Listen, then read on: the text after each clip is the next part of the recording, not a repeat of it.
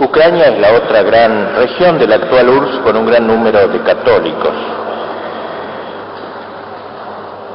La situación de Ucrania es distinta a la de Lituania.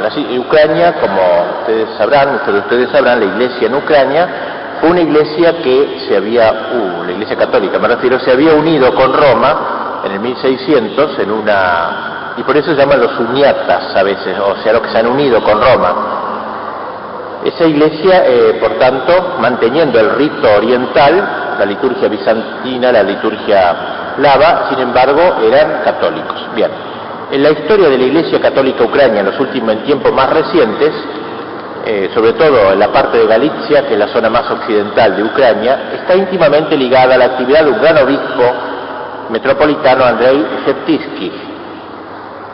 Fue verdaderamente el padre de la iglesia en Ucrania, el buen pastor que trató de recuperar todos los valores tradicionales de la vieja Kiev. Un hombre que elevó el nivel de la formación religiosa y teológica de su clero. Al declararse la Segunda Guerra Mundial, sufrió un ataque de parálisis, debiendo andar en silla de ruedas, mientras que en 1939 Galicia era ocupada por primera vez por las tropas comunistas, porque hasta entonces no había entrado el mundo soviético ahí. En 1939 informa a la Santa Sede, tras la invasión bolchevique, lo siguiente, miren qué términos: este régimen marxista solo puede explicarse como un caso de posesión diabólica colectiva, y pide al Papa que sugiera a todos los sacerdotes religiosos que exorcicen la Rusia soviética. En 1941 llegan los ejércitos alemanes, que como dijimos fueron recibidos como libertadores, pero pronto perdieron también esta nueva esperanza, dado la torpeza con que se movieron en tierra ocupada. El obispo, este gran obispo, cuyo nombre conviene recordar, creo, ¿no?, porque es muy importante, Sheptytsky, siguió su lucha en favor de su pueblo. Ucrania fue campo de batalla hasta 1944, y antes de morir tuvo que presenciar la segunda y definitiva entrada de los comunistas que echaban a los alemanes ocupando el territorio de Ucrania occidental. Murió este gran obispo en 1944 como símbolo de la Iglesia del Silencio. Sus funerales se realizaron con gran solemnidad, con el beneplácito de la policía comunista, como signo del próximo entierro de todos. Está introducido su proceso de canonización. Con la desaparición del metropolita Andrés, la Iglesia en Galicia, o sea, la Ucrania occidental, pierde uno de los más grandes hombres de la historia eclesial, de una actividad pastoral verdaderamente grandiosa, intelectual, cultural, etc. Pedía permiso al Papa Pío XII de dar su vida a Dios como mártir de su pueblo. Él quería ser mártir de su pueblo. Después de la muerte de Sheptytsky, inmediatamente pasó a ocupar la sede de Liu o Lemberg el coadjutor con derecho a sucesión Josip Lippi, como arzobispo de Liv. Pero la sentencia ya estaba pronunciada sobre la suerte de la Iglesia ucrania en Galicia. El poder comunista, con la ayuda del Patriarcado de Moscú, llevó adelante una campaña de denigración contra la Iglesia Católica unida a Roma, los uniatas. El nuevo patriarca Alejo, del que hablamos la vez pasada, elegido en 1945, intimó poco tiempo después de su elección a los orientales católicos a renegar de Roma y anexionarse a la Iglesia Ortodoxa rusa. Las razones aducidas por el patriarca fueron principalmente de orden político. La reunificación de toda Ucrania con Rusia exigía la restauración de la unidad religiosa existente en épocas anteriores a la unión. Según el manifiesto del patriarca, la consecuencia de que Ucrania occidental fuera separada políticamente de Rusia había sido que los cristianos ucranianos renegaron de la ortodoxia y se sometieron al Papa de Roma. Ahora era preciso que esa situación cesase. El patriarca ataca ávidamente la doctrina de la Iglesia Católica y sostiene que sus ritos no confieren la gracia. Echa en cara a los obispos de la Iglesia Católica ucraniana, en especial al metropolita ya fallecido, el haber predicado a sus fieles someterse a Hitler. Según él, el Papa en su mensaje de Navidad había abogado por Hitler. Por el contrario, decía, la Iglesia Ortodoxa en su totalidad había condenado al fascismo y había adoptado una actitud de oposición a Hitler en un mensaje dirigido a todos los pueblos del mundo. ha dado su bendición, dice, a todos los hombres amantes del progreso y a sus gloriosos jefes Joseph Stalin, etc. El manifiesto del patriarca termina con estas patéticas palabras: os conjuro, hermanos míos, a que deshagáis los vínculos que os ligan al Vaticano, el cual con sus errores os conduce a las tinieblas y a la ruina espiritual, y en este momento quiere arrastraros a dar la espalda a todo el mundo y a empuñar las armas contra los hombres amantes de la libertad. Volved cuanto antes a los brazos de vuestra verdadera madre, la Iglesia Ortodoxa rusa. Tras esta preparación hecha por el patriarca Alejo, en colaboración sin duda por el gobierno soviético con Stalin, el 11 de abril se inició la guerra abierta, propiamente ya la persecución bajo el régimen stalinista despiadada. Todos los bienes de la iglesia y templos incluidos fueron confiscados. Los obispos en su totalidad condenados y deportados a Siberia, Kazajstán y otros lugares remotos de la Unión Soviética. Los obispos 9 en total fueron condenados y deportados a trabajos forzados en campos de concentración de régimen severo, régimen especial, con la única excepción de Slipi. Todos los demás murieron en cautiverio como mártires y confesores de la fe. Slipi pudo ser liberado a instancias de Juan XXIII en 1963 tras 18 años de cautiverio. Y así fue esta persecución terrible, no solamente contra los obispos. 2.950 sacerdotes seculares prácticamente desaparecidos, 50% en cárceles, 20% refugiados o escondidos, etc.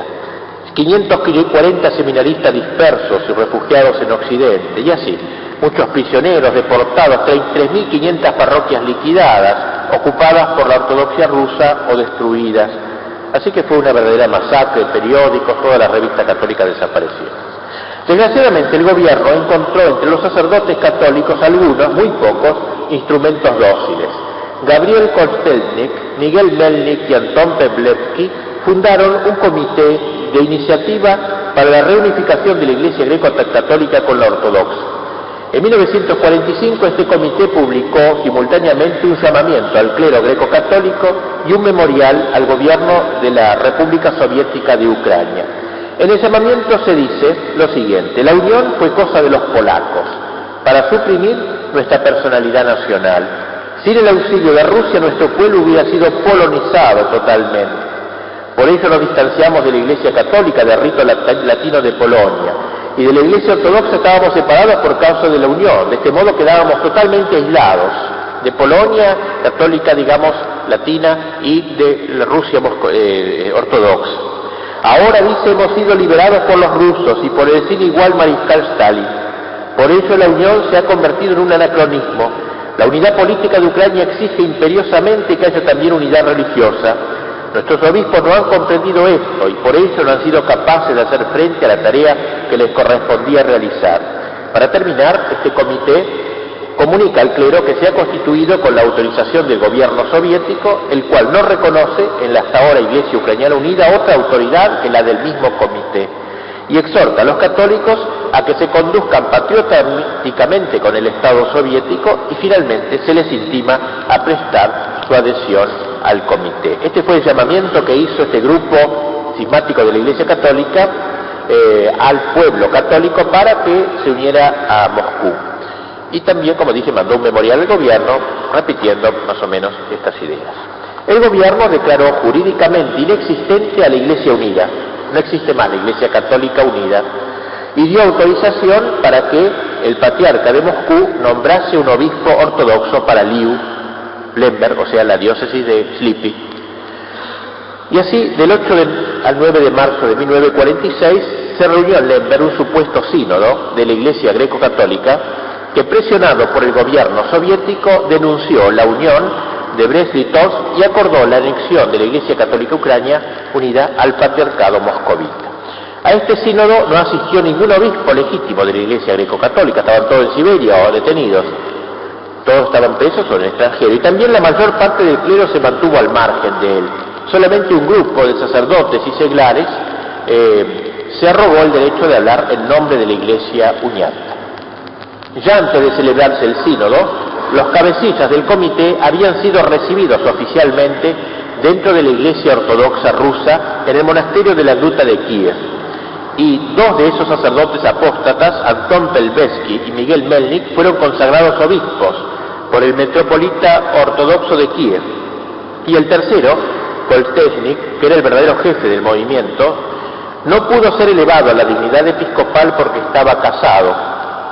Según datos de la revista del Patriarcado de Moscú, en este sínodo tomaron parte 204 sacerdotes y 12 seglares solamente, muy poco. Los ucranianos estaban, dice, decididos a separarse de la madrastra, o sea, de Roma, y a volver al seno de la verdadera madre, la Iglesia Ortodoxa rusa.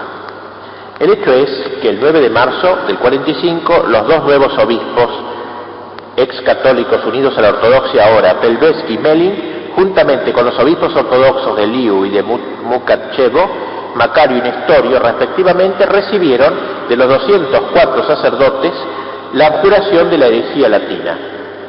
El sínodo envió telegramas al patriarca de Moscú y al patriarca ecuménico, dirigió una carta al clero y a los fieles de Ucrania Occidental y un mensaje de adhesión al generalísimo Stalin y al gobierno de la Ucrania soviética. A principios de abril del 46 se trasladó a Moscú una delegación del sínodo con el arcipreste Koltesnik, casado, a la cabeza. Fue recibido en el aeropuerto por los miembros del Consejo Comunista para los Asuntos de la Iglesia Ortodoxa y la delegación fue recibida por el patriarca Alepo, concelebrando los dos obispos con él en la catedral, y acto seguido hubo un banquete que le ofreció el Comité Central del Partido Comunista, una recepción en la sede de los asuntos del Consejo para los Asuntos de la Iglesia Ortodoxa, y luego se despidió esta delegación, volviendo a Ucrania. Tanto el gobierno soviético, pues, como el Patriarcado de Moscú declararon a la Iglesia Católica Ucrania como legalmente inexistente, es decir, no existe la Iglesia Católica más, no hay más, legalmente. La Iglesia Ucrania no termina en 1946, cuando en el sínodo ilegal de Liu se proclamó, bajo presión atea, la unificación con la Iglesia moscovita. Esta Iglesia inexistente, entre comillas, tiene una vitalidad inmensa hoy. Es una iglesia clandestina, no es como la de Lituania de algún modo que puede aparecer, porque esta iglesia, porque era latina, y los rusos, los comunistas, digo, han permitido lo latino. Católico debe ser latino, pero nunca católico oriental, eso es lo que liquidan. Pues bien, la iglesia esta católica ucraniana de rito bizantino no existe. Sin embargo, como digo, presenta una vitalidad pastoral que ha dado no pocas preocupaciones al régimen soviético. En Ucrania occidental, en la provincia de Galicia y su Carpatia de mayoría católicos, viven hoy unos 5 millones de católicos ucranianos. Ellos con el tiempo fueron organizando su vida eclesial en la clandestinidad, en las catacumbas. En la actualidad los católicos tienen sus sacerdotes que trabajan como obreros en fábricas, granjas colectivas, hospitales, etc.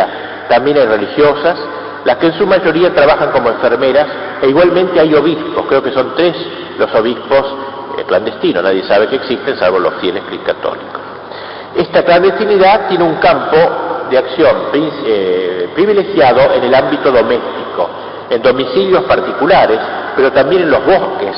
Los sacerdotes administran los sacramentos y en muchas ocasiones a personas del partido o de las Fuerzas Armadas, ateos solo oficialmente. Se ayudan de la radio vaticana, que transmite en ucraniano. Los domingos se celebra para ellos en el Vaticano una misa de rito bizantino ucranio con predicación en su idioma. Como la mayoría de las iglesias católicas no fueron cerradas, sino transferidas al Patriarcado de Moscú, los católicos en las grandes fiestas van a los templos en los que se celebran funciones litúrgicas en su propio rito, pero por obispos y sacerdotes ortodoxos. Sobre todo para que las autoridades comunistas no encuentren pretexto para cerrarlas del todo por el escaso número. O sea, van a las iglesias de los ortodoxos, que son antiguas católicas. La Iglesia Católica Ucraniana tiene como cabeza un vicario del arzobispo mayor de Liu, que es el cardenal actualmente Lubachevsky. Lo han dado a publicidad por primera vez en Ucrania los propios obispos ucranianos en la diáspora, con una carta pastoral colectiva dirigida a los obispos, sacerdotes y fieles de Ucrania y en el exilio, donde se dice: entre vosotros tenéis a vuestros pastores, que en nombre de Cristo y como vicarios suyos os anuncian la palabra divina y os santifican, administrando los santos sacramentos en las casas, ocultamente y con riesgo de sus vidas. Entre ellos se encuentra uno, encargado por nuestra cabeza y padre, el arzobispo mayor, que coordina entre vosotros la actividad pastoral. Es decir, hay un jefe de la iglesia ucraniana, pero en el bosque, en el exilio, nadie sabe, será un obrero, es un obispo que está a cargo de toda la actuación católica dentro de Ucrania. Recientemente apareció un libro que se llama La Crónica de la Iglesia Católica Ucrania, o sea, semejante a este, nada más que en vez de Lituania, de Ucrania. Yo no lo conozco ese libro, ¿no? Se difunde a partir de 1984, ese libro comienza en el occidente por la prensa ucrania, pero ha sido hasta ahora editado en inglés solamente. Y supongo que en ucraniano también, pero en idioma occidental en inglés. Nos cuenta, muy parecido a esta crónica, todas las anécdotas, todos los que fueron arrestados y condenados por la simple razón de profesar la fe católica, por tener crucifijos, libros de devociones, imágenes en sus casas, etc. Por esas crónicas sabemos que la iglesia ucraniana vive. En los años 70 había más de 3.000 sacerdotes nuevos ordenados después de la liquidación oficial. 3.000. Recientemente un grupo de ucranios en el Canadá han comenzado la edición de importantes documentos ucranios. Una obra llamada Martirologio de la Iglesia Ucrania en 4 tomos que abraza muchos documentos de los procesos desde 1946 hasta hoy. Martirio comparable solo a las actas de los mártires de los primeros 3 siglos de la Iglesia. En una carta publicada en 1972 se lee: todos los domingos y días festivos nos reunimos ante nuestra iglesia cerrada. Está cerrada la Iglesia Católica, pero se reúnen delante de la iglesia. Los sacerdotes heroicos que no tienen miedo de celebrar a la católica vienen al menos una vez al mes.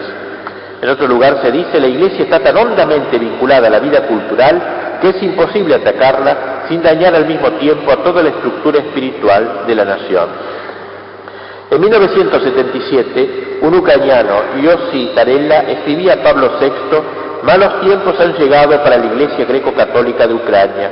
Nosotros, los fieles de esta iglesia, nos vemos obligados a bautizar nuestros hijos clandestinamente, a casarnos, confesarnos y hacernos enterrar en secreto. Nuestros sacerdotes gimen en campos de concentración y establecimientos psiquiátricos. Se les destruye espiritualmente. Vivo en un estado donde por ser cristiano es un crimen. Nunca han sido más perseguidos que ahora los cristianos de la Iglesia de Cristo.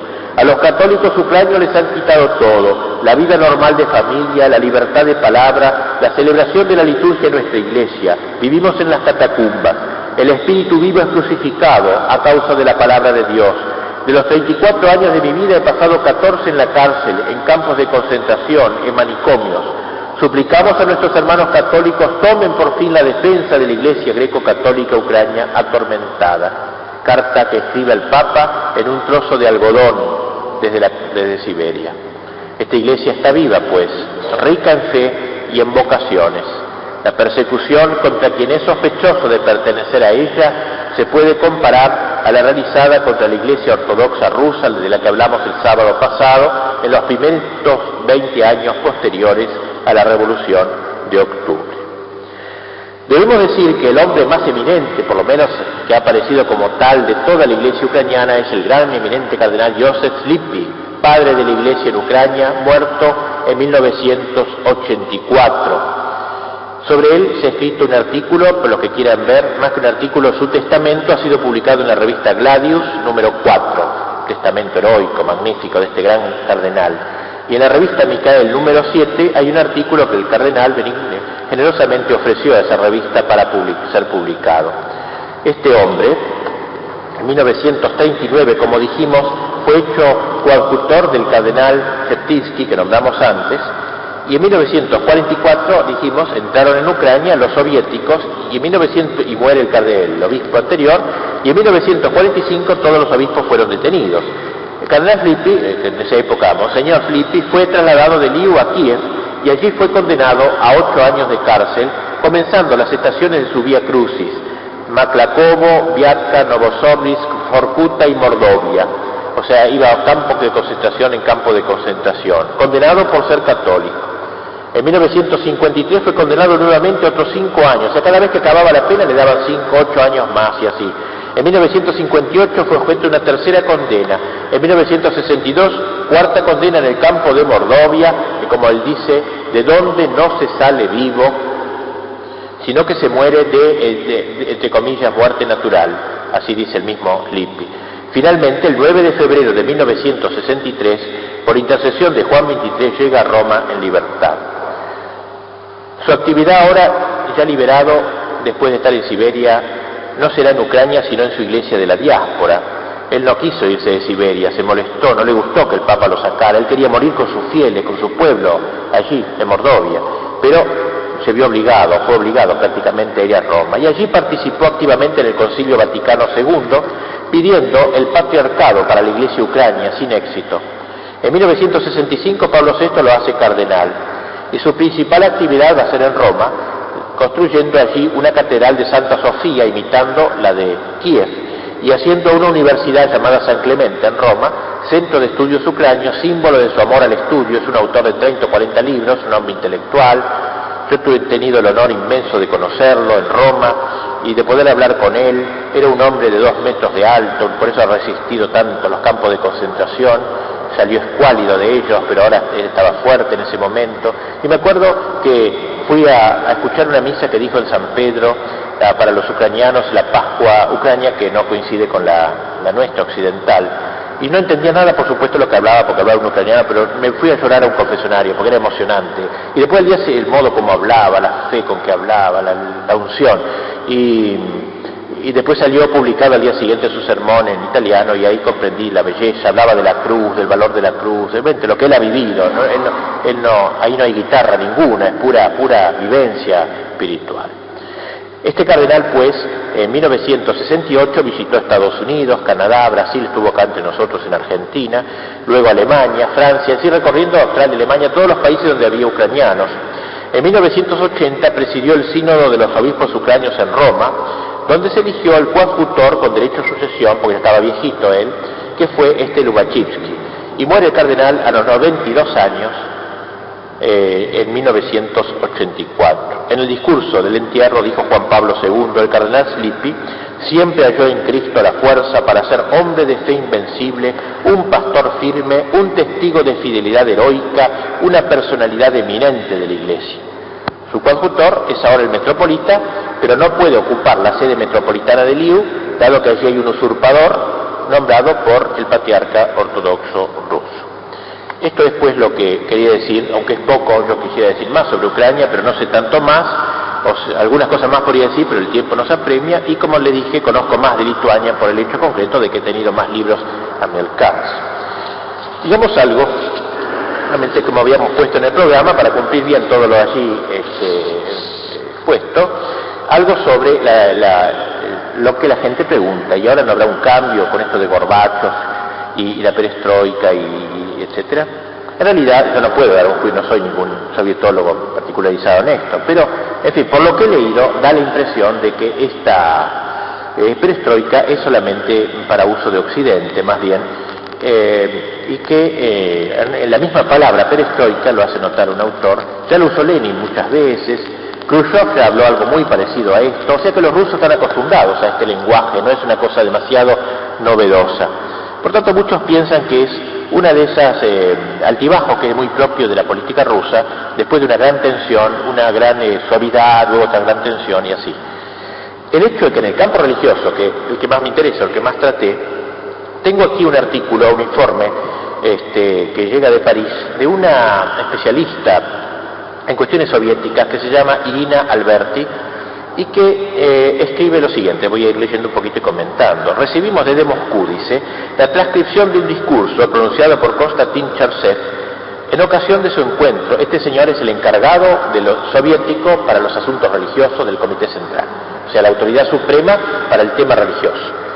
Dice, en ocasión de su encuentro realizado a fines de marzo de este año con los profesores de la alta escuela del Partido Comunista de la URSS. O sea, como dice la autora, este encuentro es muy importante porque no es con los católicos, no es con los ortodoxos, sino que está delante de un funcionario soviético que habla a los suyos, que habla a los miembros del partido como él, de quienes se espera solidaridad y lealtad, y por tanto va a explicar la nueva política de Gorbachov respecto de la Iglesia. Por eso es muy importante, pienso, este juicio, me parece que eso vale por lo que pueda yo decir. Y bien, Charsev dice, yo me di cuenta que ustedes comunistas están nerviosos porque esta política de Gorbachov crea perplejidades, yo voy a disiparlas. Y comienza él con una explicación dice que el censo de los años 50 reveló datos inesperados. Los creyentes en ese momento eran el 70% de la población de la URSS, 115 millones de personas, y según los cálculos oficiales hubieran debido ser solamente el 20%. Quiere decir, entonces dice Chaucev que hemos fracasado en esta materia. El conflicto, prosigue más adelante, abierto entre la Iglesia Ortodoxa rusa y el poder soviético, terminó en el 24, cuando el patriarca Tijon decidió reconocer el nuevo régimen.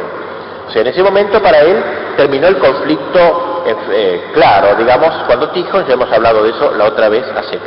Pero, dice, bajo la presión de la guerra, imprevistamente la Iglesia reflorece. Los alemanes abrían miles de iglesias en los territorios ocupados. Por razones ideológicas era necesaria una política de concesiones a la Iglesia. Interesante esto, porque es la primera vez que un funcionario soviético reconoce que lo que hizo Stalin fue no que se acercara a la Iglesia, sino que simplemente fue algo táctico. Había que acercarse a la Iglesia por motivos por política, digamos, por razones ideológicas, como dice Chaucev. Los alemanes, sigue diciendo, abrían en las iglesias en todas las regiones donde llegaban. Y al principio de la guerra un alto porcentaje de gente, incluidas las regiones habitadas por rusos étnicos, estaban dispuestos a recibirlos favorablemente, o por lo menos pasivamente. Durante la guerra, prosigue Chaucev, abrimos 2.500 iglesias, o sea, el comunismo en esa política de apertura abrió 2.500 iglesias. Pero Khrushchev, sigue, esperaba la realización inmediata del comunismo y por eso consideraba que había que acabar con la Iglesia lo más rápido posible. En los años 61-64 se cerraron 10.000 de las 20.000 iglesias que quedaban. A veces se cerraban 150 en un solo día. Entre 1965 y 68 se cerraron aún otras 1.300 y hoy hay 6.800 iglesias ortodoxas rusas funcionando en el país, dice. No es verdad, agrega, que hoy observemos una tendencia a la disminución de la religiosidad. Considero que un buen criterio de juicio son el número de los funerales religiosos que van constantemente en aumento. Por tanto, tenemos esta situación, dice Chaucev.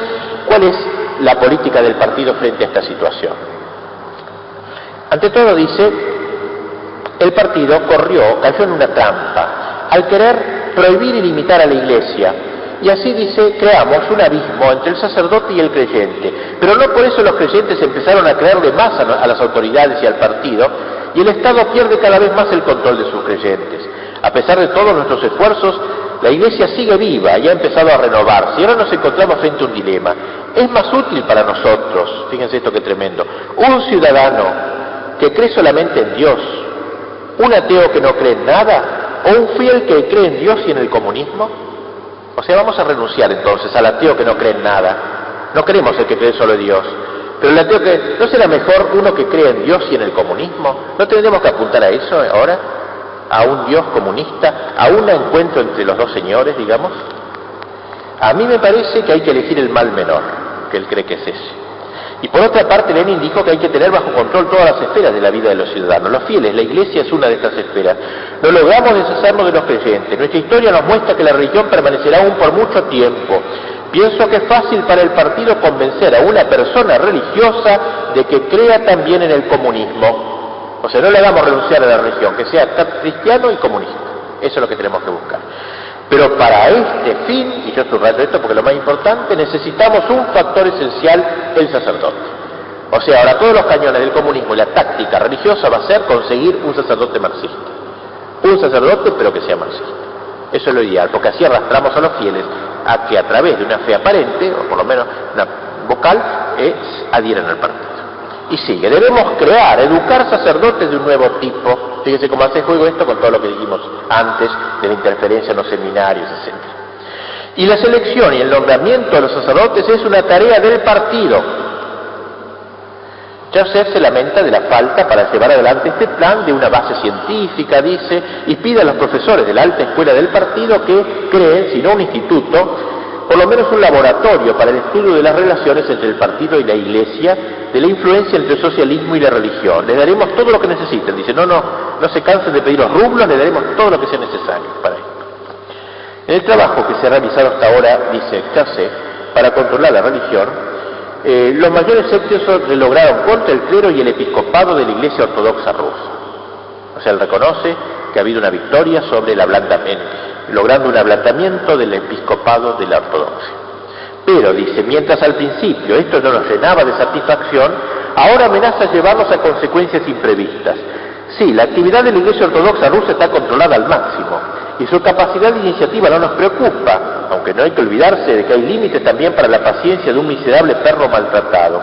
Debemos, en cambio, preocuparnos por el crecimiento de otras confesiones, los católicos, que no solamente siguen a flote, sino que nadan, dice Charcet. Los protestantes, las disidentes sectas, etc. Nosotros teníamos la tendencia a reprimir la Iglesia Ortodoxa rusa cerrando los ojos frente a la actividad de las sectas.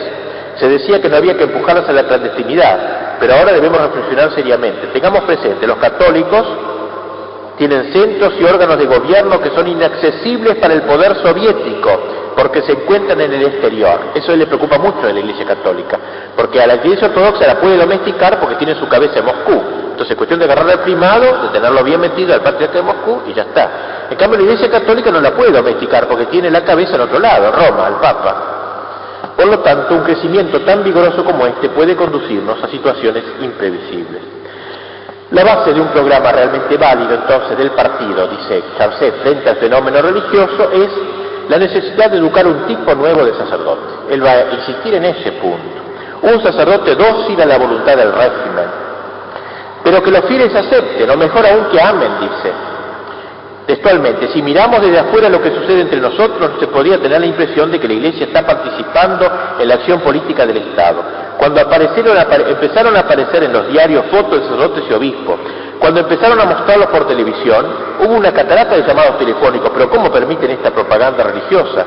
Pero lo que realmente es importante es que el poder esté completamente en nuestras manos, y lo está. O sea, estos sacerdotes que aparecen en público son súbditos nuestros, no nos preocupemos. Mientras esté en nuestras manos, adelante.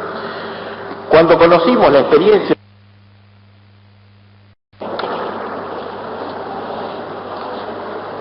Ucrania es la otra gran región de la actual URSS con un gran número de católicos. La situación de Ucrania es distinta a la de Lituania.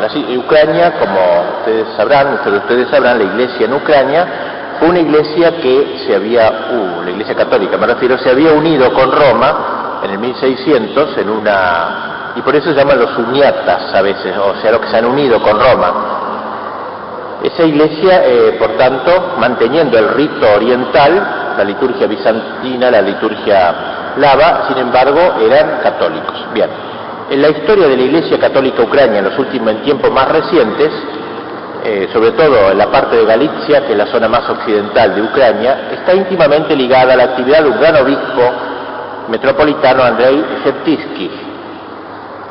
Fue verdaderamente el padre de la Iglesia en Ucrania, el buen pastor que trató de recuperar todos los valores tradicionales de la vieja Kiev. Un hombre que elevó el nivel de la formación religiosa y teológica de su clero. Al declararse la Segunda Guerra Mundial, sufrió un ataque de parálisis, debiendo andar en silla de ruedas, mientras que en 1939 Galicia era ocupada por primera vez por las tropas comunistas, porque hasta entonces no había entrado el mundo soviético ahí. En 1939 informa a la Santa Sede, tras la invasión bolchevique, lo siguiente, miren qué términos: este régimen marxista solo puede explicarse como un caso de posesión diabólica colectiva, y pide al Papa que sugiera a todos los sacerdotes religiosos que exorcicen la Rusia soviética. En 1941 llegan los ejércitos alemanes, que, como dijimos, fueron recibidos como libertadores, pero pronto perdieron también esta nueva esperanza, dado la torpeza con que se movieron en tierra ocupada. El obispo, este gran obispo, cuyo nombre conviene recordar, creo, ¿no?, porque es muy importante, Sheptytsky, siguió su lucha en favor de su pueblo. Ucrania fue campo de batalla hasta 1944, y antes de morir tuvo que presenciar la segunda y definitiva entrada de los comunistas que echaban a los alemanes ocupando el territorio de Ucrania occidental. Murió este gran obispo en 1944 como símbolo de la Iglesia del Silencio. Sus funerales se realizaron con gran solemnidad, con el beneplácito de la policía comunista, como signo del próximo entierro de todos. Está introducido su proceso de canonización. Con la desaparición del metropolita Andrés, la Iglesia en Galicia, o sea, Ucrania occidental, pierde uno de los más grandes hombres de la historia eclesial, de una actividad pastoral verdaderamente grandiosa, intelectual, cultural, etc. Pedía permiso al Papa Pío XII de dar su vida a Dios como mártir de su pueblo. Él quería ser mártir de su pueblo. Después de la muerte de Chertitsky, inmediatamente pasó a ocupar la sede de Liu o Lemberg el coadjutor con derecho a sucesión Josip Lippi, como arzobispo de Liu. Pero la sentencia ya estaba pronunciada sobre la suerte de la Iglesia ucrania en Galicia. El poder comunista, con la ayuda del Patriarcado de Moscú, llevó adelante una campaña de denigración contra la Iglesia Católica unida a Roma, los uniates. El nuevo patriarca Alejo, del que hablamos la vez pasada, elegido en 1945, intimó poco tiempo después de su elección a los orientales católicos a renegar de Roma y anexionarse a la Iglesia Ortodoxa rusa. Las razones aducidas por el patriarca fueron principalmente de orden político. La reunificación de toda Ucrania con Rusia exigía la restauración de la unidad religiosa existente en épocas anteriores a la unión. Según el manifiesto del patriarca, la consecuencia de que Ucrania occidental fuera separada políticamente de Rusia había sido que los cristianos ucranianos renegaron de la ortodoxia y se sometieron al Papa de Roma. Ahora era preciso que esa situación cesase. El patriarca ataca ávidamente la doctrina de la Iglesia Católica y sostiene que sus ritos no confieren la gracia. Echa en cara a los obispos de la Iglesia Católica ucraniana, en especial al metropolita ya fallecido, el haber predicado a sus fieles someterse a Hitler. Según él, el Papa en su mensaje de Navidad había abogado por Hitler. Por el contrario, decía, la Iglesia Ortodoxa en su totalidad había condenado al fascismo y había adoptado una actitud de oposición a Hitler en un mensaje dirigido a todos los pueblos del mundo. Ha dado su bendición, dice, a todos los hombres amantes del progreso y a sus gloriosos jefes Joseph Stalin, etc. El manifiesto del patriarca termina con estas patéticas palabras: os conjuro, hermanos míos, a que deshagáis los vínculos que os ligan al Vaticano, el cual con sus errores os conduce a las tinieblas y a la ruina espiritual, y en este momento quiere arrastraros a dar la espalda a todo el mundo y a empuñar las armas contra los hombres amantes de la libertad. Volved cuanto antes a los brazos de vuestra verdadera madre, la Iglesia Ortodoxa rusa. Tras esta preparación hecha por el patriarca Alejo, en colaboración sin duda con el gobierno soviético con Stalin, el 11 de abril se inició la guerra abierta, propiamente ya la persecución bajo el régimen stalinista despiadada. Todos los bienes de la iglesia y templos incluidos fueron confiscados. Los obispos en su totalidad condenados y deportados a Siberia, Kazajstán y otros lugares remotos de la Unión Soviética. Los obispos 9 en total fueron condenados y deportados a trabajos forzados en campos de concentración de régimen severo, régimen especial. Con la única excepción de Slipi, todos los demás murieron en cautiverio como mártires y confesores de la fe. Slipi pudo ser liberado a instancias de Juan XXIII en 1963 tras 18 años de cautiverio. Y así fue esta persecución terrible, no solamente contra los obispos. 2.950 sacerdotes seculares prácticamente desaparecidos, 50% en cárceles, 20% refugiados o escondidos, etc. 540 seminaristas dispersos y refugiados en Occidente, y así, muchos prisioneros deportados, 3.500 parroquias liquidadas, ocupadas por la ortodoxia rusa o destruidas. Así que fue una verdadera masacre, periódicos, toda la revista católica desapareció. Desgraciadamente el gobierno encontró entre los sacerdotes católicos algunos, muy pocos, instrumentos dóciles. Gabriel Kostelnik, Miguel Melnik y Anton Peblevsky fundaron un comité de iniciativa para la reunificación de la Iglesia greco-católica con la ortodoxa. En 1945 este comité publicó simultáneamente un llamamiento al clero greco-católico y un memorial al gobierno de la República Soviética de Ucrania. En el llamamiento se dice lo siguiente: la unión fue cosa de los polacos para suprimir nuestra personalidad nacional. Sin el auxilio de Rusia nuestro pueblo hubiera sido polonizado totalmente. Por eso nos distanciamos de la Iglesia Católica, del rito latino de Polonia, y de la Iglesia Ortodoxa estábamos separados por causa de la unión. De este modo quedábamos totalmente aislados de Polonia católica, digamos, latina, y de la Rusia ortodoxa. Ahora dice, hemos sido liberados por los rusos y por el sin igual mariscal Stalin. Por ello la unión se ha convertido en un anacronismo. La unidad política de Ucrania exige imperiosamente que haya también unidad religiosa. Nuestros obispos no han comprendido esto y por ello no han sido capaces de hacer frente a la tarea que les correspondía realizar. Para terminar, este comité comunica al clero que se ha constituido con la autorización del gobierno soviético, el cual no reconoce en la hasta ahora Iglesia Ucraniana Unida otra autoridad que la del mismo comité, y exhorta a los católicos a que se conduzcan patrióticamente con el Estado soviético y finalmente se les intima a prestar su adhesión al comité. Este fue el llamamiento que hizo este grupo cismático de la Iglesia Católica al pueblo católico para que se uniera a Moscú. Y también, como dije, mandó un memorial al gobierno repitiendo más o menos estas ideas. El gobierno declaró jurídicamente inexistente a la Iglesia Unida. No existe más la Iglesia Católica Unida. Y dio autorización para que el patriarca de Moscú nombrase un obispo ortodoxo para Liu, Lemberg, o sea, la diócesis de Slipi. Y así, del 8 al 9 de marzo de 1946, se reunió en Lemberg un supuesto sínodo de la Iglesia greco-católica que, presionado por el gobierno soviético, denunció la unión de Brest-Litovsk y acordó la anexión de la Iglesia Católica Ucrania unida al patriarcado moscovita. A este sínodo no asistió ningún obispo legítimo de la Iglesia greco-católica, estaban todos en Siberia o detenidos, todos estaban presos o en el extranjero, y también la mayor parte del clero se mantuvo al margen de él. Solamente un grupo de sacerdotes y seglares se arrogó el derecho de hablar en nombre de la Iglesia uniata. Ya antes de celebrarse el sínodo, los cabecillas del comité habían sido recibidos oficialmente dentro de la Iglesia Ortodoxa rusa en el monasterio de la Gruta de Kiev, y dos de esos sacerdotes apóstatas, Anton Pelbesky y Miguel Melnik, fueron consagrados obispos por el metropolita ortodoxo de Kiev, y el tercero, Kolstechnik, que era el verdadero jefe del movimiento, no pudo ser elevado a la dignidad episcopal porque estaba casado. Según datos de la revista del Patriarcado de Moscú, en este sínodo tomaron parte 204 sacerdotes y 12 seglares solamente, muy poco. Los ucranianos estaban, dice, decididos a separarse de la madrastra, o sea, de Roma, y a volver al seno de la verdadera madre, la Iglesia Ortodoxa rusa.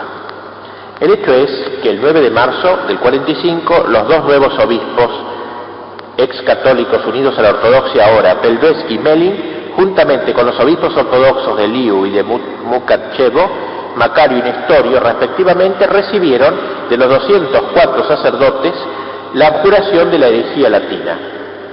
El sínodo envió telegramas al patriarca de Moscú y al patriarca ecuménico, dirigió una carta al clero y a los fieles de Ucrania Occidental y un mensaje de adhesión al generalísimo Stalin y al gobierno de la Ucrania soviética. A principios de abril del 46, se trasladó a Moscú una delegación del sínodo con el arcipreste Kolstechnik, casado, a la cabeza. Fue recibido en el aeropuerto por los miembros del Consejo Comunista para los Asuntos de la Iglesia Ortodoxa, y la delegación fue recibida por el patriarca Alejo, concelebrando los dos obispos con él en la catedral, y acto seguido hubo un banquete que le ofreció el Comité Central del Partido Comunista, una recepción en la sede de los asuntos del Consejo para los Asuntos de la Iglesia Ortodoxa, y luego se despidió esta delegación, volviendo a Ucrania. Tanto el gobierno soviético, pues, como el Patriarcado de Moscú declararon a la Iglesia Católica Ucrania como legalmente inexistente, es decir, no existe la Iglesia Católica más, no hay más, legalmente.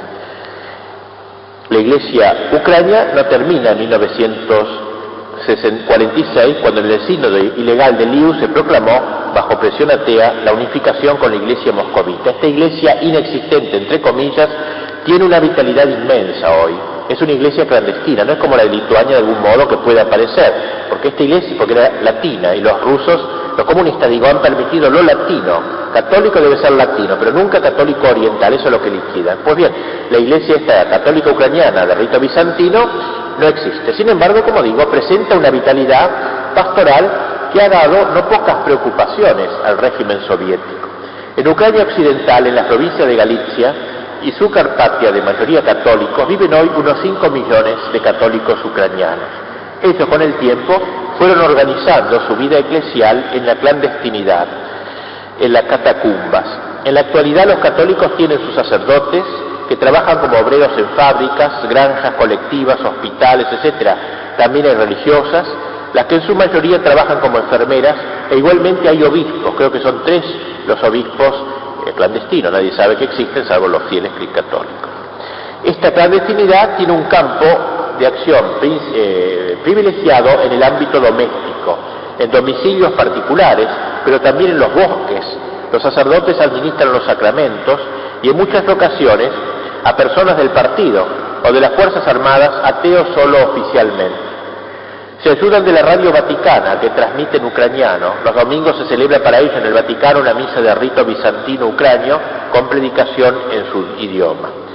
Como la mayoría de las iglesias católicas no fueron cerradas, sino transferidas al Patriarcado de Moscú, los católicos en las grandes fiestas van a los templos en los que se celebran funciones litúrgicas en su propio rito, pero por obispos y sacerdotes ortodoxos. Sobre todo para que las autoridades comunistas no encuentren pretexto para cerrarlas del todo por el escaso número.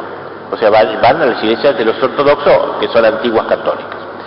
La Iglesia Católica Ucraniana tiene como cabeza un vicario del arzobispo mayor de Lviv, que es el cardenal actualmente Lubachevsky.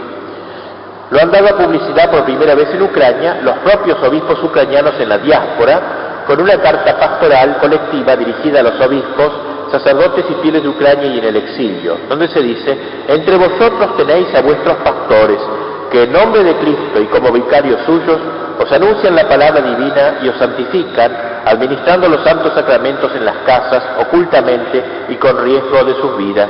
Entre ellos se encuentra uno, encargado por nuestra cabeza y padre, el arzobispo mayor, que coordina entre vosotros la actividad pastoral. Es decir, hay un jefe de la iglesia ucraniana, pero en el bosque, en el exilio, nadie sabe, será un obrero, es un obispo que está a cargo de toda la actuación católica dentro de Ucrania. Recientemente apareció un libro que se llama La Crónica de la Iglesia Católica Ucrania, o sea, semejante a este, nada más que en vez de Lituania, de Ucrania. Yo no lo conozco ese libro, ¿no? Se difunde a partir de 1984 ese libro, comienza en el occidente por la prensa ucrania, pero ha sido hasta ahora editado en inglés solamente. Y supongo que en ucraniano también, pero bien en idioma occidental en inglés. Nos cuenta, muy parecido a esta crónica, todas las anécdotas, todos los que fueron arrestados y condenados por la simple razón de profesar la fe católica, por tener crucifijos, libros de devociones, imágenes en sus casas, etc. Por esas crónicas sabemos que la iglesia ucraniana vive. En los años 70 había más de 3.000 sacerdotes nuevos ordenados después de la liquidación oficial. 3.000. Recientemente un grupo de ucranios en el Canadá han comenzado la edición de importantes documentos ucranios. Una obra llamada Martirologio de la Iglesia Ucrania en 4 tomos, que abraza muchos documentos de los procesos desde 1946 hasta hoy. Martirio comparable solo a las actas de los mártires de los primeros 3 siglos de la Iglesia. En una carta publicada en 1972 se lee: todos los domingos y días festivos nos reunimos ante nuestra iglesia cerrada. Está cerrada la Iglesia Católica, pero se reúnen delante de la iglesia. Los sacerdotes heroicos que no tienen miedo de celebrar a la católica vienen al menos una vez al mes. En otro lugar se dice: la iglesia está tan hondamente vinculada a la vida cultural que es imposible atacarla sin dañar al mismo tiempo a toda la estructura espiritual de la nación. En 1977, un ucraniano, Yossi Tarella, escribía a Pablo VI: malos tiempos han llegado para la Iglesia Greco-Católica de Ucrania.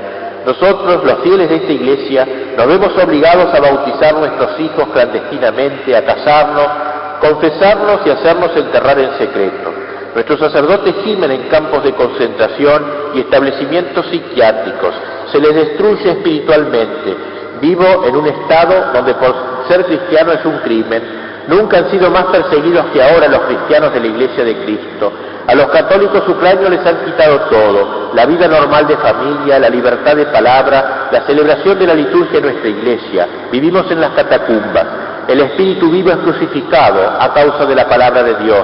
De los 34 años de mi vida he pasado 14 en la cárcel, en campos de concentración, en manicomios. Suplicamos a nuestros hermanos católicos tomen por fin la defensa de la Iglesia Greco-Católica Ucrania atormentada. Carta que escribe el Papa en un trozo de algodón desde Siberia. Esta iglesia está viva, pues, rica en fe y en vocaciones.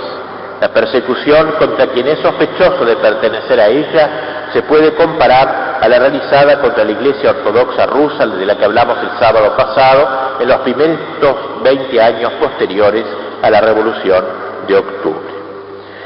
Debemos decir que el hombre más eminente, por lo menos que ha aparecido como tal de toda la Iglesia ucraniana, es el gran eminente cardenal Joseph Slipy, padre de la Iglesia en Ucrania, muerto en 1984.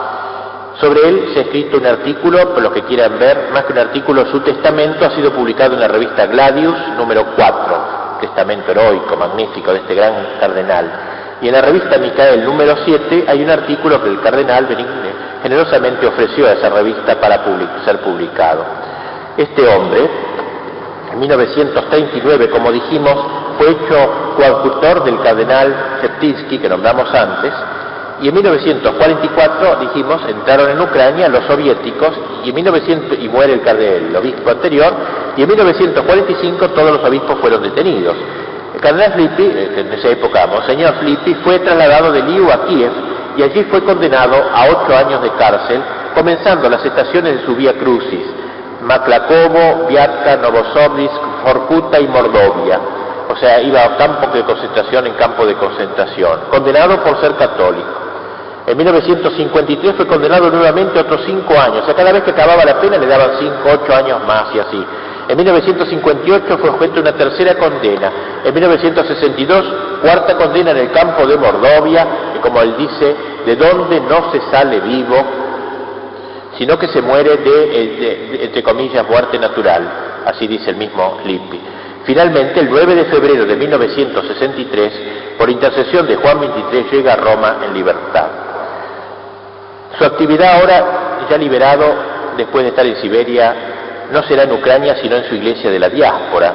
Él no quiso irse de Siberia, se molestó, no le gustó que el Papa lo sacara, él quería morir con sus fieles, con su pueblo, allí, en Mordovia, pero se vio obligado, fue obligado prácticamente a ir a Roma, y allí participó activamente en el Concilio Vaticano II, pidiendo el patriarcado para la iglesia ucrania, sin éxito. En 1965 Pablo VI lo hace cardenal, y su principal actividad va a ser en Roma, construyendo allí una catedral de Santa Sofía, imitando la de Kiev, y haciendo una universidad llamada San Clemente en Roma, centro de estudios ucranios, símbolo de su amor al estudio. Es un autor de 30 o 40 libros, un hombre intelectual. Yo he tenido el honor inmenso de conocerlo en Roma y de poder hablar con él. Era un hombre de 2 metros de alto, por eso ha resistido tanto los campos de concentración. Salió escuálido de ellos, pero ahora estaba fuerte en ese momento. Y me acuerdo que fui a escuchar una misa que dijo en San Pedro para los ucranianos, la Pascua Ucrania, que no coincide con la nuestra occidental. Y no entendía nada, por supuesto, lo que hablaba, porque hablaba un ucraniano, pero me fui a llorar a un confesionario, porque era emocionante. Y después el día, el modo como hablaba, la fe con que hablaba, la unción. Y después salió publicado al día siguiente su sermón en italiano, y ahí comprendí la belleza, hablaba de la cruz, del valor de la cruz, de lo que él ha vivido, ¿no? Ahí no hay guitarra ninguna, es pura vivencia espiritual. Este cardenal, pues, en 1968 visitó Estados Unidos, Canadá, Brasil, estuvo acá entre nosotros en Argentina, luego Alemania, Francia, así recorriendo Australia, Alemania, todos los países donde había ucranianos. En 1980 presidió el sínodo de los obispos ucranios en Roma, donde se eligió al coadjutor con derecho a sucesión, porque estaba viejito él, que fue Lubachivsky. Y muere el cardenal a los 92 años, en 1984. En el discurso del entierro dijo Juan Pablo II, el cardenal Slipy siempre halló en Cristo la fuerza para ser hombre de fe invencible, un pastor firme, un testigo de fidelidad heroica, una personalidad eminente de la Iglesia. Su coadjutor es ahora el metropolita, pero no puede ocupar la sede metropolitana de Lviv, dado que allí hay un usurpador nombrado por el patriarca ortodoxo ruso. Esto es pues lo que quería decir, aunque es poco, yo quisiera decir más sobre Ucrania, pero no sé tanto más, algunas cosas más podría decir, pero el tiempo nos apremia, y como le dije, conozco más de Lituania por el hecho concreto de que he tenido más libros a mi alcance. Digamos algo, realmente como habíamos puesto en el programa, para cumplir bien todo lo allí puesto, algo sobre lo que la gente pregunta, y ahora no habrá un cambio con esto de Gorbachev y la perestroika y etcétera. En realidad yo no puedo dar un juicio, no soy ningún sovietólogo particularizado en esto, pero en fin, por lo que he leído da la impresión de que esta perestroika es solamente para uso de Occidente, más bien, y que en la misma palabra perestroika, lo hace notar un autor, ya lo usó Lenin muchas veces, Khrushchev ya habló algo muy parecido a esto, o sea que los rusos están acostumbrados a este lenguaje, no es una cosa demasiado novedosa. Por tanto, muchos piensan que es una de esas altibajos que es muy propio de la política rusa, después de una gran tensión, una gran suavidad, luego otra gran tensión y así.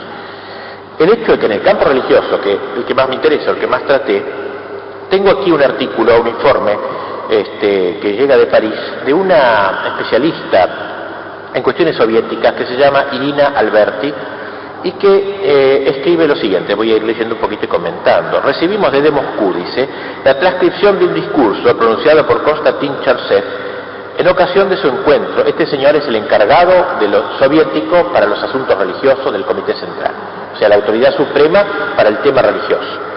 Dice, en ocasión de su encuentro realizado a fines de marzo de este año con los profesores de la alta escuela del Partido Comunista de la URSS. O sea, como dice la autora, este encuentro es muy importante porque no es con los católicos, no es con los ortodoxos, sino que está delante de un funcionario soviético que habla a los suyos, que habla a los miembros del partido como él, de quienes se espera solidaridad y lealtad, y por tanto va a explicar la nueva política de Gorbachev respecto de la Iglesia. Por eso es muy importante, pienso, este juicio, me parece que eso vale por lo que pueda yo decir.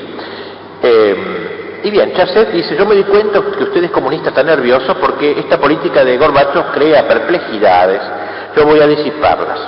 Y comienza él con una explicación, dice que el censo de los años 50 reveló datos inesperados.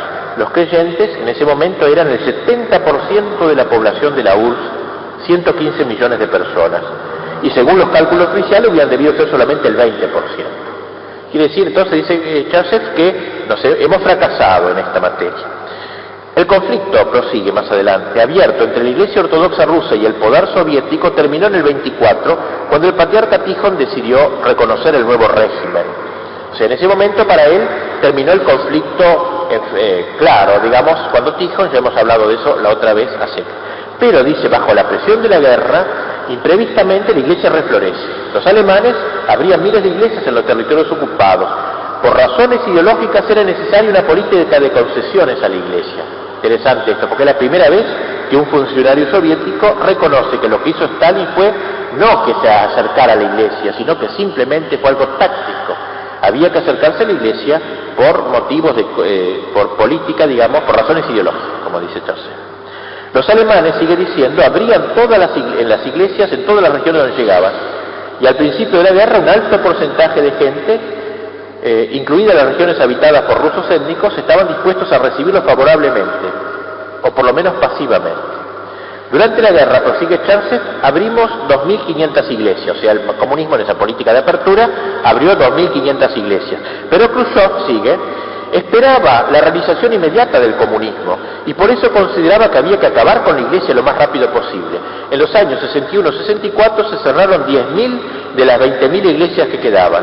A veces se cerraban 150 en un solo día. Entre 1965 y 68 se cerraron aún otras 1.300 y hoy hay 6.800 iglesias ortodoxas rusas funcionando en el país, dice. No es verdad, agrega, que hoy observemos una tendencia a la disminución de la religiosidad. Considero que un buen criterio de juicio son el número de los funerales religiosos que van constantemente en aumento. Por tanto, tenemos esta situación, dice Charsev. ¿Cuál es la política del partido frente a esta situación? Ante todo, dice, el partido cayó en una trampa, al querer prohibir y limitar a la iglesia. Y así, dice, creamos un abismo entre el sacerdote y el creyente. Pero no por eso los creyentes empezaron a creerle más a las autoridades y al partido, y el Estado pierde cada vez más el control de sus creyentes. A pesar de todos nuestros esfuerzos, la Iglesia sigue viva y ha empezado a renovarse. Y ahora nos encontramos frente a un dilema. ¿Es más útil para nosotros, fíjense esto que tremendo, un ciudadano que cree solamente en Dios, un ateo que no cree en nada, o un fiel que cree en Dios y en el comunismo? O sea, vamos a renunciar entonces al ateo que no cree en nada. No queremos el que cree solo en Dios. Pero planteo que, ¿no será mejor uno que cree en Dios y en el comunismo? ¿No tendremos que apuntar a eso ahora? ¿A un Dios comunista? ¿A un encuentro entre los dos señores, digamos? A mí me parece que hay que elegir el mal menor, que él cree que es ese. Y por otra parte, Lenin dijo que hay que tener bajo control todas las esferas de la vida de los ciudadanos, los fieles. La Iglesia es una de estas esferas. No logramos deshacernos de los creyentes. Nuestra historia nos muestra que la religión permanecerá aún por mucho tiempo. Pienso que es fácil para el partido convencer a una persona religiosa de que crea también en el comunismo. O sea, no le hagamos renunciar a la religión, que sea cristiano y comunista. Eso es lo que tenemos que buscar. Pero para este fin, y yo subrayo esto porque es lo más importante, necesitamos un factor esencial, el sacerdote. O sea, ahora todos los cañones del comunismo y la táctica religiosa va a ser conseguir un sacerdote marxista. Un sacerdote, pero que sea marxista. Eso es lo ideal, porque así arrastramos a los fieles a que a través de una fe aparente, o por lo menos una vocal, adhieran al partido. Y sigue, debemos crear, educar sacerdotes de un nuevo tipo. Fíjese cómo hace juego esto con todo lo que dijimos antes de la interferencia en los seminarios, etc. Y la selección y el nombramiento de los sacerdotes es una tarea del partido. Joseph se lamenta de la falta para llevar adelante este plan de una base científica, dice, y pide a los profesores de la alta escuela del partido que creen, si no un instituto, por lo menos un laboratorio para el estudio de las relaciones entre el partido y la Iglesia, de la influencia entre el socialismo y la religión. Les daremos todo lo que necesiten. Dice, no se cansen de pedir los rublos, les daremos todo lo que sea necesario para esto.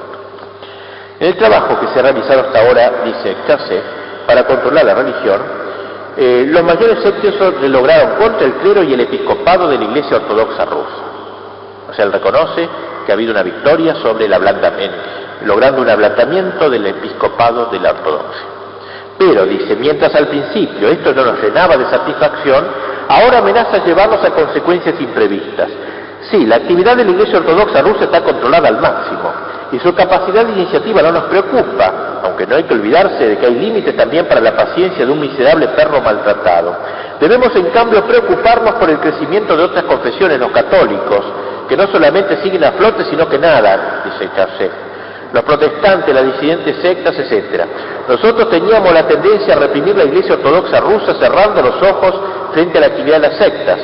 Se decía que no había que empujarlas a la clandestinidad, pero ahora debemos reflexionar seriamente. Tengamos presente, los católicos tienen centros y órganos de gobierno que son inaccesibles para el poder soviético, porque se encuentran en el exterior. Eso le preocupa mucho a la Iglesia Católica, porque a la Iglesia Ortodoxa la puede domesticar porque tiene su cabeza en Moscú. Entonces es cuestión de agarrar al primado, de tenerlo bien metido al patriarca de Moscú y ya está. En cambio la Iglesia Católica no la puede domesticar porque tiene la cabeza en otro lado, en Roma, el Papa. Por lo tanto, un crecimiento tan vigoroso como este puede conducirnos a situaciones imprevisibles. La base de un programa realmente válido entonces del partido, dice Joseph, frente al fenómeno religioso es la necesidad de educar un tipo nuevo de sacerdote. Él va a insistir en ese punto. Un sacerdote dócil a la voluntad del régimen, pero que los fieles acepten, o mejor aún que amen, dice. Textualmente, si miramos desde afuera lo que sucede entre nosotros, se podría tener la impresión de que la Iglesia está participando en la acción política del Estado. Cuando empezaron a aparecer en los diarios fotos de sacerdotes y obispos, cuando empezaron a mostrarlos por televisión, hubo una catarata de llamados telefónicos. Pero ¿cómo permiten esta propaganda religiosa? Pero lo que realmente es importante es que el poder esté completamente en nuestras manos, y lo está. O sea, estos sacerdotes que aparecen en público son súbditos nuestros, no nos preocupemos. Mientras esté en nuestras manos, adelante. Cuando conocimos la experiencia de los comunistas húngaros, nos quedamos horrorizados. ¿Pero cómo ustedes tienen curas sentados en el Parlamento? Nos contestaron, el Parlamento está hecho para representar todas las cepas y grupos sociales sin exclusión. Joseph nombra expresamente dos situaciones que considera espinosas, la de la enseñanza religiosa y la de la beneficencia que realiza la Iglesia. Respecto, dice, de la educación religiosa, hay que tener en cuenta un hecho: cualquiera sea el esfuerzo que hagamos, no podemos arrancar siempre los hijos a los padres, y por lo tanto esta educación existe en todos modos. Está prohibido por ley que los jóvenes ayuden misa y participen en las funciones religiosas. En la Iglesia Ortodoxa la prohibición es respetada bastante, pero en las otras comunidades religiosas, en Lituania 20.000 niños estudian el catecismo, por supuesto que clandestinamente. Y si uno de ellos un día pregunta, ¿pero por qué hay que cerrar las persianas durante las lecciones? La respuesta será seguramente porque estamos bajo el poder del anticristo que no permite el estudio de la verdad. Cuando es grande, el niño que ha pasado a través de semejante experiencia, ¿qué actitud puede tener respecto del régimen soviético? Inteligente, el comunista. Sí, entiendo todas vuestras dudas y vuestra perplejidad. Yo estoy en contra de la enseñanza religiosa, pero miremos de frente la realidad, etc. O sea, no seamos tontos, no es cuestión simplemente de una ley, sino que aquí está en juego la inteligencia. Son muchos, termina, los problemas, compañeros, hoy hay uno a cada paso. Estábamos demasiado cómodos en la convicción de que a la iglesia van solamente las viejitas. Asómense y vean, están llenas de gente de nuestra edad, gente que trabaja, también hay muchos jóvenes. En los seminarios el 70% de los estudiantes son hijos de campesinos y obreros. La única solución es la preparación de sacerdotes seleccionados por el poder. Vuelve siempre a esto.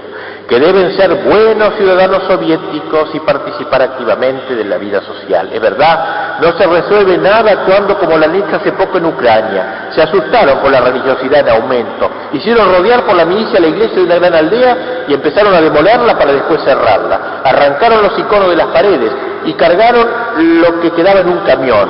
En la mitad de la calle central de la aldea, sin asfalto y llena de barro, el camión se empantanó. Para hacerlo salir ante los ojos de todos, ponían los iconos bajo las ruedas y después quemaron estos pedazos de iconos en una gran fogata apenas salieron de la aldea. Cuando lo supimos en Moscú, nos apresuramos a hacer reconstruir la iglesia pues es un disparate, dice la Serech. Nos apresuramos a hacer reconstruir la iglesia semidestruida, hicimos pintar rápido los iconos y los reabrimos al culto.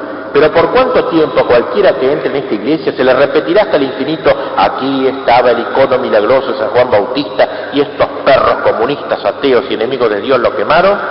¿Cuál podrá ser la actitud de la gente de esos lugares hacia nuestro régimen? Miren, esto es la perestroika. O sea, la perestroika sería entonces una cierta aparente liberalidad, en el campo religioso al menos, pero simplemente táctica. Joseph nos ha mostrado, pues, que el comunismo ha equivocado de táctica, muchas veces ha sido brutal, no ha tenido conocimiento de la psicología y que ahora tiene que buscar métodos psicológicos, pero el fin es exactamente el mismo, podrán cambiar los métodos. Bien, para terminar, digamos, todo el curso, digamos que hemos ido de un Vladimir santo a otro Vladimir, el apóstata y el demoníaco, Vladimir Lenin, porque también él se llama Vladimir, por eso pusimos en la hojita de las conferencias las dos imágenes de Vladimir el bueno, el santo, y Vladimir el apóstata. El comunismo ha desenterrado el demonio, llevando la lucha al nivel donde corresponde, lo hemos explicado ampliamente. El occidente hedonista, el occidente pluralista, no ve la cosa teológicamente, el comunismo la ha visto en su campo, ha llevado la lucha no al campo económico, político y social, sino teológico. Hoy se enfrentan, aparentemente se enfrentan, un occidente hedonista y pluralista y un oriente sacrificado y dogmático. Pero la transformación de los pueblos de la URSS va mucho más allá de una declamada perestroika. No se trata de cambiar un materialismo por otro, no se trata de eso. Si Rusia se convierte, no será al espíritu apóstata de Occidente, sino a la cosmovisión cristiana que supla la cosmovisión comunista. Y entonces Rusia devolverá el alma a la Europa materializada. Después de décadas de sufrimiento, el alma rusa anhela cosas más elevadas, más cálidas y más puras que las que le ofrece el hedonismo occidental. Esta frase es de Solzhenitsyn. O sea, Rusia no se va a contentar después de tanto sufrimiento con las cosas, con la Coca-Cola de Occidente. Quiere cosas más elevadas, más cálidas, más puras. Rusia ha pasado por el crisol del sufrimiento. Occidente hedonista se enfrenta a una Rusia crucificada. Dice Fulton Sheen que el mundo moderno ha divorciado a Cristo de su cruz.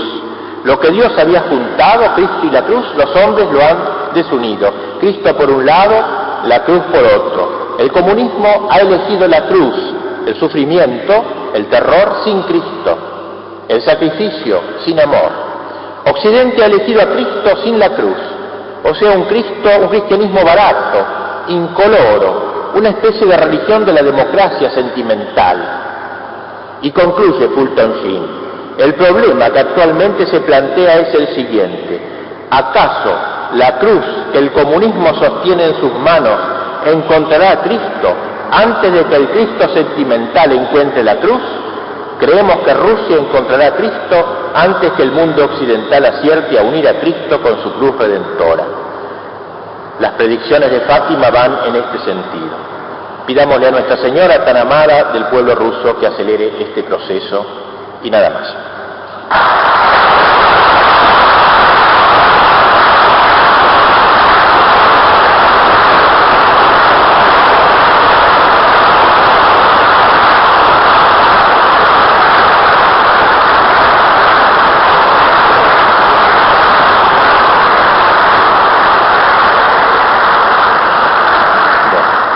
Bueno, ahora pasen a tomar el vino de honor. No es vodka, ¿eh? Así que... Les voy a anunciar, pero ahora no, después. Le anunciamos allá. Las clases. Por favor, todos pueden pasar.